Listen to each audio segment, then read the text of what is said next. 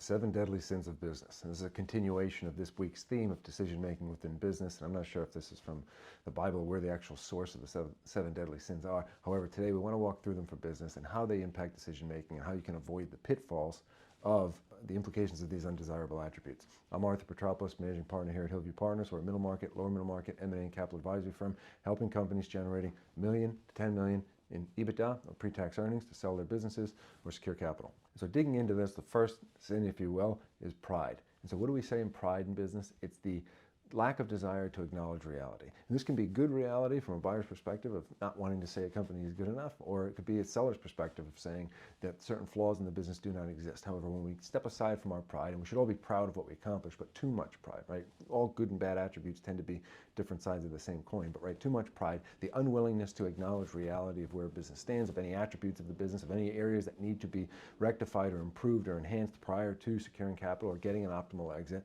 right? That can be a big takeaway from a business. And so we really need to kind of look at something from an objective third party. And it's funny, if you were to make decisions for someone else's life, you need to be able to look at your own life with the same lens, right? And so sometimes we said, if we were to put a particular business in front of someone and say, here are the attributes, here are the variables, what do you think about it? The deficiencies they may point out in that business wouldn't be ones that they'd be willing to point out in their own business, even if it was a description of the same business. We could say it from the buyer's perspective too, in the sense of, well, if you're pointing out deficiencies of this business, but you point that out in your own business, if the answer is no and you're just being overly critical, right? So it needs to be stepped aside from in many ways. Second is greed. And so in business, we always like to say our word is our bond, right? If you do not have integrity in what you agree to do, then your reputation, your character is damaged, and there's less trust in the future, and so people are less likely to give you benefits of the doubt. And so in the business context, we often think is the retrade, right? Where someone says, well, you know what, I think you'd take a little less, so I'm going to give you a little less. Or, hey, you know what, it's the last minute, you've already spent a lot of money here, so I want a little bit more. We really don't like seeing that in business, and it's unavoidable to some extent. However, in our business, when we give our word, we give our word. And we're very clear. Now, if someone says, hey, do this a little higher, a little lower, we'll say, well, if all these other things take place, then perhaps there'd be an openness to this or to that. But again, we are extremely clear as to what the parameters or the things that would have to happen to get to that outcome are, such that if at the end of the day those things don't happen, we can point to it and say, those things didn't happen, therefore this doesn't change. And we can say it by passing the red face test and by being legit in what we're saying. We don't retrade. And we suggest that with all the businesses that we work with, is that we're going to go out there, we're going to be aggressive, but we're going to say what we're going to do, and we're going to do what we're going to say. And that is the fundamental element of reputation and character in business. The third is envy. As my grandfather had said to me growing up, don't count other people's money. Don't look at what everyone else is doing. And you should see it from a competitive angle to see what angles are they taking, what things are they trying. Are there things that we can implement in our own business? However, from the idea of, oh, I just wish I drove that car, I wish that I had that kind of success, I made that kind of money, right? Our time will come. Life doesn't give everybody the same hands of cards nonstop. It doesn't give everybody the same shots at the basket at the same timing of life. And so, really, if you just focus on the inputs over a long enough period of time, like we try to do with our company, and we do not look at anyone with a jealous angle towards anything, then our progress will be precisely what we have in store for it and what we're willing to put into the business. Next consideration is lust. And why do we mean that in the business perspective? We call it shiny object syndrome, right? The idea that the grass could be greener somewhere else. The idea that if you pivot to this new idea, if you create this new business, it's going to be easier and all of your problems are going to go away. And in reality, at the end of the day, what is a business, right? A business is a sales effort, an execution, or a product provision, product, service, or offering. We're just doing the thing, right? The fulfillment of it. And then it's the operations or the administrative components of it. And at the end of the day, whether you're selling donuts or doorknobs, it all kind of bubbles up to the same things. And so what people do sometimes is they hit certain levels of business and they, boy, this is difficult. And then they pivot and they kind of play the same first 3 levels of Pac-Man again on a different business. And then they hit the same thing and they go again, right? And we're not going to extrapolate that to a marriage counseling or anything like that. But in business, right, you have to push through the difficult things, and you cannot be lustful for the shiny things, for the easy things, right? The grass is greenest where you water it.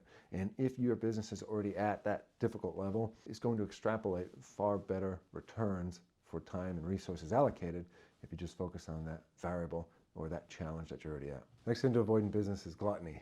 So gluttony, similar to greed, but an overindulgence of sorts. And what we think of it slightly different in that greed more from the transactional perspective of if you're in a deal or if you're negotiating something that you retrade, that you ask for more. And gluttony more so, think of from the operating expenses of the business, of just kind of indulging too much into things. And oftentimes that indulgence can be the reflection of not wanting to either take certain difficult decisions or to invest in enough kind of research relative to something. So what I mean by that is if you think of a company as using several strategies to market, to sell, right? If it is not willing to undergo the pain of really analyzing which channels of sales work best, it may just continue to spend money and indulge in all of the sales channels, right? Same thing with employees to an extent. Right? If there are certain employees that are working better for a company than others, right? Enduring the pain of having to part ways with the non-performers in a business can somewhat be gluttony. And so when you think of gluttony in a business, it's just a sagging, overindulged, kind of inflated operating expense structure for a business that can make it very challenging to generate adequate profit for the business, and ultimately which then kind of brings into lowering the value or making it more difficult to secure capital. Next is wrath. And when we think of wrath in a business, it's really the allowing of too much emotion to get involved with decision making. And so a lot of times, again, it can be somewhat a little more in line with pride, but the idea of getting too worked up when someone else does not do something honorably, right? We always say in business, when someone's looking to buy something, provide capital for things, there are going to be situations where people don't do the right thing. Now, we try to contractually tie every situation up such that people don't have the option but to do the right thing. But in certain situations, they're going to try to do unsavory things, and you have to work against that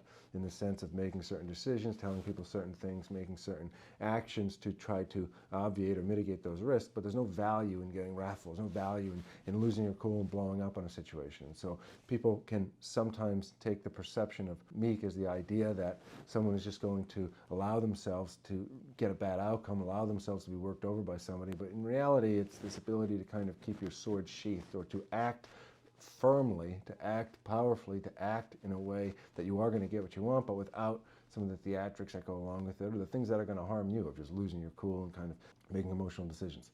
And lastly, and to some extent, we think what oftentimes can be the biggest hindrance of anything in life, but can also be the thing that is most easily mitigated, is sloth. And so the idea of, hey, we can just do it tomorrow, the idea that decisions don't need to be made, the idea that things don't require hard work. And I hate it, and I've said in so many videos, and I hate the idea when people say don't work harder, work smarter. In reality, the most successful people at whatever they do both. They work smart and they work incredibly hard, and as they get smarter, they oftentimes work harder, and that is what is necessary to be the top in anything. And that's what we say to people. When there's not that obsession to do that, then that may be a good time to exit a business. But in reality, sloth will kill a business far quicker than mistakes of ambition, or mistakes of trying to push things further, mistakes of trying to do more. Because oftentimes it's the mistakes of ambition that then kind of highlight, oh, we could have done that. Oh, that's the next path we want to explore. And they highlight things, they give you data that is valuable in that feedback. But sloth, you're not going to get any feedback. You're sitting on the couch just waiting or hoping or praying for things to happen. So I think it was Greg Norman, and we've used the quote time and time again, but the more you practice, the luckier you get. And that's true in business. We've seen it with our own business, just like in any others. And so now the counterpoints, so we'll run through these real quickly. The counterpoints of each of these things are the pitfalls that you really need to avoid in business, and we try to avoid, and we try to work with our clients to mitigate as we are seeking to either exit or secure capital. The first of these is pride.